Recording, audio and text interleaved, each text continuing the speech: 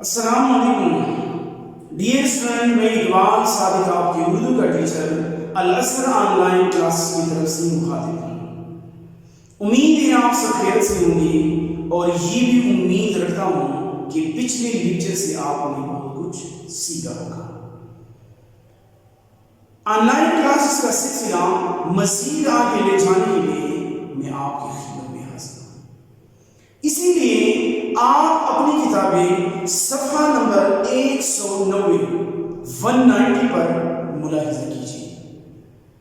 صفحہ نمبر 109 پہ نظم جواب شکوہ کا چھوٹا بند ہے۔ آپ سب کو یاد ہے کہ پچھلی لیکچرز میں ہم نے نظم جواب شکوہ کی پہلی 3 بندوں کی تشریحات کی ہیں۔ آج کی نئی کلاس کا سلسلہ ہم اسی نظم جواب شکوہ کی چوتھے بند سے شروع کرنے جا رہے ہیں، اسی لیے آپ اپنی کتابیں ملاحظہ کیجیے۔ خدا کے نام سے ہر چیز کا آغاز کرتا ہوں، خدا کے نام سے ہر چیز کا آغاز کرتا ہوں، اسی پہ فخر کرتا ہوں، اسی پہ ناز کرتا ہوں۔ ڈیئر اسٹوڈنٹس، بورڈ پہ آپ دیکھ رہے ہیں کہ میں نے لکھا ہے کہ صحیح نظم، اور وہی پرانا موضوع ہے جواب شکوہ۔ نظم کا موضوع ہے جواب شکوہ۔ آج ہم اسی نظم کے تیسرے بند کی پڑھائی اور تشریح کرنے جائیں گے۔ پہلے میں اسی بند کو ریڈ آؤٹ کرنے جاؤں گا، پھر اس کے بعد اسی بند کے اندر جو معنی طلب الفاظ ہیں، جو مشکل الفاظ ہیں، اس کی معنی میں یہاں پہ لکھ چکا ہوں۔ میں اس کی مطالب اور اس کا مفہوم آپ کو سمجھانا چاہوں گا تاکہ یہ معنی اور یہ مشکل الفاظ آپ سمجھ جائیں، پھر اس کی بات ہم تشریح کرنے جائیں گے۔ تو ملاحظہ ہوں، تیسرا بند جو ہے، تیسرے بند کا مصرع اولا ہے کہ اس قدر شوق کہ اللہ سے بھی بڑا ہے۔ اقبال کہتا ہے کہ اس قدر شوق کہ اللہ سے بھی بڑا ہے، تاج مسجود ملائکے وہی آدم ہے، تاج مسجود ملائکے وہی آدم ہے۔ سوال نشانہ ہے، سوال پوچھ رہی ہے، عالم کیف ہے، دانائی روسی کب ہے؟ اقبال نے لکھا ہے کہ عالم کیف ہے، دانائی روسی کب ہے؟ ہاں عجز کے اثرات سے نامحرم ہے، ہاں مگر عجز کے اثرات سے نامحرم ہے۔ ناز ہے طاقت گفتار پہ انسان کو، کمال کا شعر لکھا ہے کہ ناز ہے طاقت گفتار پہ انسانوں کو، بات کرنے کا سلیقہ نہیں آتا۔ ایک بار پھر بھی اس کو ریڈ آؤٹ کرنے جا رہا ہوں تاکہ آپ کو معلوم ہو جائے کہ نظم اور نثر کو کس طرح پڑھنا چاہیے، نثر کا انداز بیان کیا ہونا چاہیے، اور نظم شعر یا شاعری پہ پڑھنے کا طریقہ اور انداز کون سا ہونا چاہیے۔ اقبال نے اس بند میں لکھا ہے کہ اس قدر شوق کہ اللہ سے بھی بڑا ہے، اس قدر شوق کہ اللہ سے بھی بڑا ہے، تاج مسجود ملائکے وہی آدم ہے۔ سوالی نشان ہے، پوچھ رہا ہے کہ کیا تاج مسجود ملائکے وہی آدم ہے؟ عالمی کیف ہے، علامت سکتہ آئی ہے تو تھوڑی دیر کے لیے وقفہ کرنا چاہیے، لیکن ایسی وقفہ کہ ٹھہراؤ یا مطلب اس سکتہ کی علامت جو ہے یہ معمولی سا وقفہ کرنا ہوتا ہے، ٹھہرنا ہوتا ہے، لیکن وقفہ کی طرح زیادہ ٹھہرنا نہیں ہوتا۔ عالمی کیف ہے، دانائی روسی کم ہے، اس طرح کچھ عالمی کیف ہے، دانائی روسی کم ہے، ہاں مگر عجز کے اثرات سے نامحرم ہے۔ تیسرا شعر شروع ہے، ناز ہے طاقت گفتار کی انسانوں کو، ناز ہے طاقت گفتار کی انسانوں کو، بات کرنے کا سلیقہ نہیں آتا۔ اب دیکھیے بند کے پہلے شعر کے مصرع اولا میں لفظ آئے ہیں اس قدر شوق۔ شوق بیباں کو کہتے ہیں، نڈر کو کہتے ہیں، جو کسی سے خوف اور ڈر محسوس نہیں کرتا، بالفاظی اگر ہم اس کو گستاخ یا بے ادب بھی کہہ سکتے ہیں جو میں احسان میں لکھ چکا ہوں. اور یہاں پہ لفظ ہے کہ برہمی غصہ کرنا، تیز میں آنا، آم کو بولا ہو جانا، مطلب کہ ناراض ہو جانا. مصر ثانی میں ہی کہ تاج جو مسجود ملائکہ آپ جانتے ہیں فرشتوں کو کہتے ہیں، اور مسجود میں سجدہ کرنا.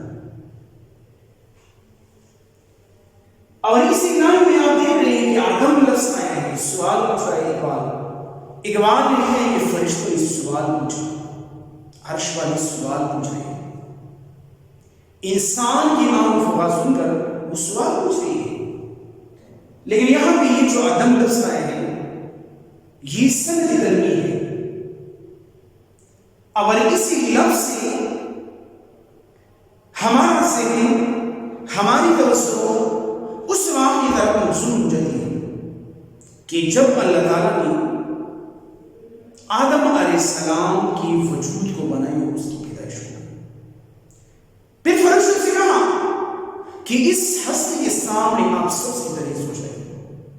مطلب اس کا یہ ہے کہ وہ آدم علیہ السلام جس کے سامنے فرشتوں نے سجدہ کیا. دوسری شعر کا مصرع اور بن کر تیسرا مصرع ہے کہ عالمی کیف کس کی کہتے ہیں؟ سرمستی کو کہتے ہیں، مدہوشی کو کہتے ہیں، نشے کی حالت کو کہتے ہیں، سرشار کو کہتے ہیں، اور عالمی حالت.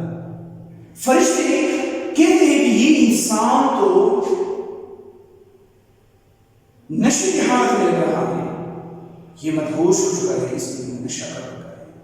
اسی وجہ سے ایسے الفاظ میں، ایسی درد بھری آواز میں اور ایسی غصے میں اللہ تعالیٰ سے فریاد اور آب و فوا کر رہا ہے. اسی لائن میں دوسری بات ہے کہ دانائی کی موسیقی کرنے، کہتے ہیں کہ یہ اسی لیے نشے میں لگ رہا ہے کہ یہ ہوش اور عقل سے عاری ہو چکا ہے. اس کی عقل اور ہوش نے کام چھوڑ دیا ہے، اور انسان کی عقل اور ہوش تب کام چھوڑ دیتی ہے جب انسان پر نشہ چڑھ جاتا ہے، نشے میں سرشار ہو جاتا ہے، اور نشہ پھر نشہ ہوتا ہے. یہ نشہ جو بھی ہو، پیار کو ہو، عشق کو ہو، شراب کو ہو، جس چیز میں ہو، پھر انسان نہیں لیتا، کچھ ہوش نہیں لیتا، کچھ دھیان نہیں لیتا. نشے میں انسان نہیں لیتا. ہاں مگر عجز کے اثرات سے نہ مارے، عجزی کو کہتے ہیں، سادگی کو کہتے ہیں، خاکساری کو کہتے ہیں، دانش کو کہتے ہیں. فرشتے کہتے ہیں اس انسان میں تو عاجزی اور خاکساری نام کی کوئی چیز بھی نہیں ہے. یعنی اس کو عاجزی کے ساتھ بات کرنے کا طریقہ نہیں آتا، اس کو یہ راز معلوم نہیں ہے، یہ بید اس کو معلوم نہیں ہے. اسرار لوگ اس کو اسرار بولتے ہیں، اسرار اس کی تلفظ نہیں ہے. یہ لفظ فارسی زبان کا لفظ ہے. اسرار سر کی جمع ہے، اور سر کی معنی ہے بید، جو سنسکرت میں ہم بید، راز یا کلی کہہ سکتے ہیں. نامحرم، ایک ہے محرم اور دوسرا ہے نامحرم. یہ محرم نہیں ہے، نہ محرم ہے. بعض لوگ اس کا غلط تلفظ کو پروننسیشن شروع کرتے ہیں کہ محرم یا محرم. یہ محرم نہیں ہے، نہ محرم ہے، یہ لفظ ہے نامحرم. اگر محرم ہے تو پھر واقف ہے، آشنا ہے. نہ محرم، نہ واقف، نہ آشنا، جس کو پتہ ہی نہیں. تیسری شعر کی مثل اولا میں ہے ناز میں فخر کرنا، گمن کرنا، غرور کرنا، تکبر کرنا. طاقتی گفتار یعنی یہ انسان وہ اشرف المخلوقات ہے، وہ مخلوقات ہے، تمام مخلوقات میں وہ اشرف مخلوق ہے کہ اس کو اللہ تعالیٰ نے بھولنے کی طاقت دی. یہ بولنے کی طاقت صرف انسان کے پاس، حیوان کے پاس، جانور کے پاس، جھرنے کے پاس، پرند کے پاس، کیڑے مکوڑوں کے پاس، جتنے بھی مخلوقات ہیں اس کے پاس یہ طاقت ہے. بات کرنے کا سلیقہ نہیں، نادان سلیقہ طریقہ انداز بہیو، نادانی بیوقوف پوہر جو بات کو سمجھنے والا نہیں ہوتا۔ تو یہ تھی اس من کے اندر استعمال ہونے والی مشکل الفاظ کی معنی۔ میں نے سامنے لکھی بھی اور اس کو ایکسپلین کر کے میں نے آپ کو اسے تفہیم کرا، امید ہے آپ سمجھ چکی ہوگی۔ اب ہم اس من کی تشریح کرنے جا رہے ہیں، تشریح ہم کرنے جا رہے ہیں اس لیے ملاحظہ۔ شاعر نے کہا کہ اس کا شوق ہے اللہ سے برہم ہے۔ اقبال کہتے ہیں کہ عرش والوں نے میرے نالوں کے بارے میں مزید اظہار خیال کرتے ہوئے پوچھا۔ اس سے پہلے لیکچرز میں اور بندوں میں ہم نے پڑھا تھا، اقبال نے کہا ہے کہ میری آہ و فغاں اور فریاد جب آسمان کو چھین کر آئی نکل گئی، مگر مطلب کہ عرش تک پہنچ گئی تو آسمان میں ساتھ ہی چاند ستارے سیارے اور عرش کے آس پاس رہنے والی جتنی بھی مخلوقات تھے وہ مجھے پہچاننے میں ناکام ہو گئی تھی۔ اس کو معلوم نہیں ہوتا یہ فریادی کون ہے اور یہ آواز کہاں سے اور کس کی آ رہی ہے۔ تو اقبال کہتا ہے کہ عرش والے میرے ناموں کے بارے میں مزید اظہار خیال کرتے ہوئے پوچھوں گا۔ عرش والوں نے یہ کہا کہ اس قدر شوق کے اللہ سے برہم ہے کہ یہ انسان اتنا گستاخ اور بے ادب ہے کہ اپنے پیدا کرنے والی ذات یعنی اللہ تعالیٰ سے ناراضگی کا اظہار کر رہا ہے، اس کو غصہ کر رہا ہے۔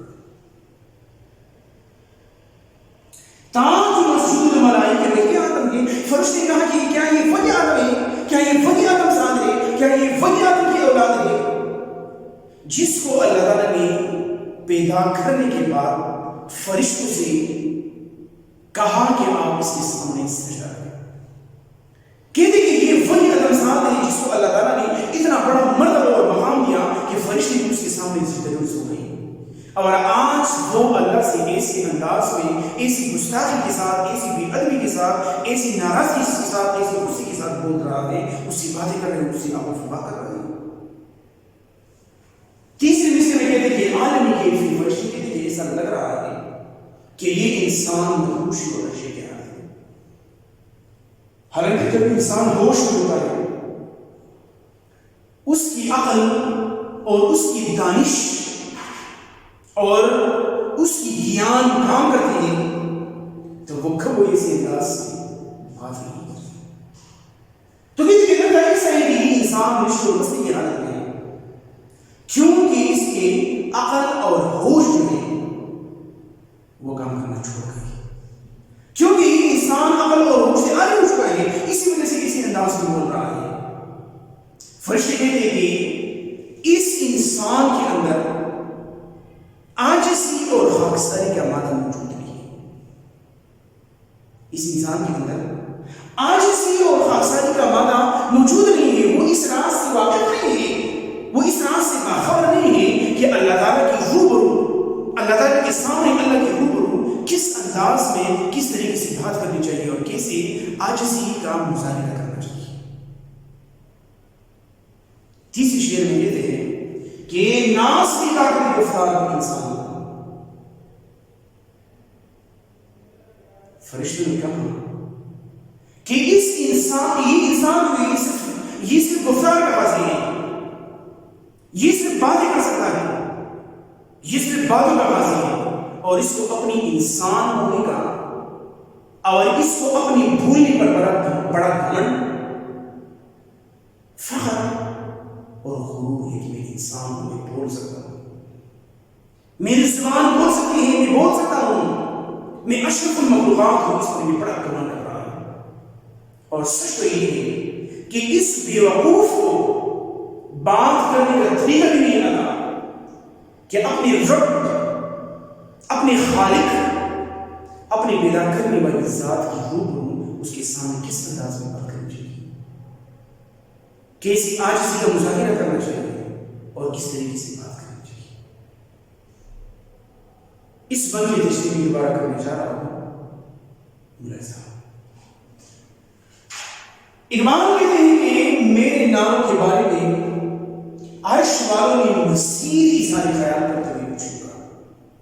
اس نے کہا کہ اس طرح شوق کہ یہ انسان اتنا بے ادب، گستاخ اور گٹھیا ہے کہ اللہ سے مرحم ہے کہ اپنی پیدا کرنے والی ذات سے ناراضی کا اظہار کرے، اس پر غصہ ہو رہا ہے. پھر فرشتے نے کہا کہ تاج رسول ملائی کے وہی آدم ہے. کیا یہ وہی آدم ہے؟ سوال پوچھ رہی ہے اپنے ایک دوسری سوال پوچھ رہی ہے. کیا یہ وہی آدم ہے؟ کیا یہ وہی آدم ذات ہے؟ یہ وہی آدم علیہ السلام کی اولاد ہے جس کو پیدا کرنے کے بعد اللہ کے حکم سے فرشتے نے سجدہ کیا تھا. اللہ نے اس کو اتنا بڑا مقام دیا، اتنا مرتبہ دیا، اور آج وہ اپنی پیدا کرنے والی ذات پر غصہ ہو رہا ہے، اس پہ برہم ہو رہا ہے. مزید کہتے ہوئے اس نے کہا کہ یہ انسان تو نشے اور خوشی کی حالت میں رہا ہے کیونکہ یہ عقل اور ہوش سے عاری ہو چکا ہے. دانا یہ روزے کا یہ اپنے ہوش میں نہیں ہے، یہ اپنے حواس میں نہیں ہے، یہ اپنے اختیار میں نہیں ہے، یہ بالکل مست ہو چکا ہے. اس نے کہا کہ ہاں، اس انسان کے اندر عاجزی اور خاکساری کا معنی موجود نہیں ہے. یہ انسان اس راز سے واقف نہیں ہے، اس راز کے بارے میں یہ جانتا نہیں کہ اپنی پیدا کرنے والی ذات اپنے خالق کے حکم کس انداز میں بات کرنی چاہیے، کس عاجزی کا مظاہرہ کرنا چاہیے. انسان کی باتوں میں اس کے انداز کو بھی میں کیسے عاجزی ہونی چاہیے. مزید شاعر کہتے ہیں کہ ناز نگار کی گفتار کا انسان ہے. فرشتوں نے کہا کہ یہ انسان کو صرف گفتار کا عاجز ہے، صرف بولنا اس کو آتا ہے، اور اس کے بولنے پر اور اپنی اشرف المخلوقات ہونے پر یہ بڑا گھمنڈی اور غرور کرتا ہے. یہ بڑا گھمنڈی ہے، غرور کرتا ہے، فخر کرتا ہے. اور سچ تو یہ ہے کہ اس بیوقوف کو بات کرنے کا طریقہ نہیں ہے، بات کرنے کا سلیقہ بھی اس کو نہیں ہے کہ اپنی پیدا کرنے والی خالق، اپنی پیدا کرنے والی ذات اور اللہ کے سامنے اس کی روح کس انداز میں، کس بہیو میں اور کیسی عاجزی میں بات کرنی چاہیے، بات کرنے کا طریقہ کون سا ہونا چاہیے. امید ہے آپ سب سمجھ چکے ہوں گے. یہ تھا ہمارے آج کے لیکچر جس میں ہم نے نظر جواب شفا کا چھوٹا بنا اور اس فن کی مشکل الفاظ کی تفہیم اور اس کی مطالب اور مفاہیم ہم سمجھ گئے. اس کے ساتھ ہم نے تشریح کر لی اور آپ نے تشریح سمجھ چکے ہوگی. اسی لیے اگلے لیکچر کے لیے مجھے اجازت دیجیے.